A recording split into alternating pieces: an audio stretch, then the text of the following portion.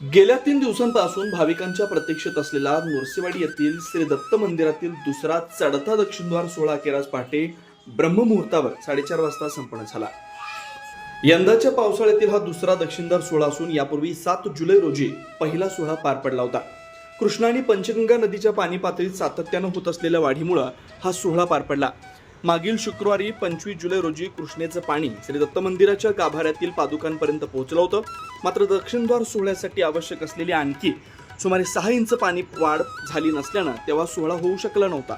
त्यानंतर राधानगरी, वारणा आणि कोयना धरणांमधून विसर्ग सुरू झाल्यानं कृष्णा नदीच्या पाणी पातळीत वाढ होत राहिली।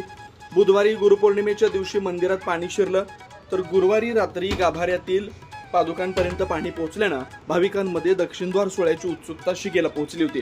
सोहळ्यासाठी आवश्यक असलेली पाणी पातळी रात्रीतून पूर्ण झाल्यानंतर शुक्रवारी पहाटे 4:30 वाजता विधिवत दक्षिणद्वार सोहळा संपन्न झाला। सोहळ्यानंतर सकाळपासून दर्शनासाठी आलेल्या हजारो भाविकांनी दक्षिणद्वार सोहळ्यातील पुण्यस्नानाचा लाभ घेतला। दक्षिणद्वार सोहळ्यानंतर श्री दत्तांची मूर्ती मंदिराच्या वरच्या बाजूस असलेल्या श्रीमद नारायण स्वामी मंदिरात हलवण्यात आली असून तिथंच नित्यपूजा अर्चा सुरू आहे।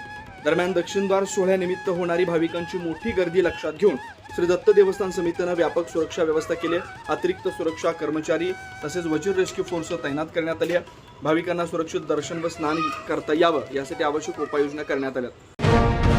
अशाच ताज्या अपडेटसाठी महासत्ता न्यूजला सबस्क्राईब करा।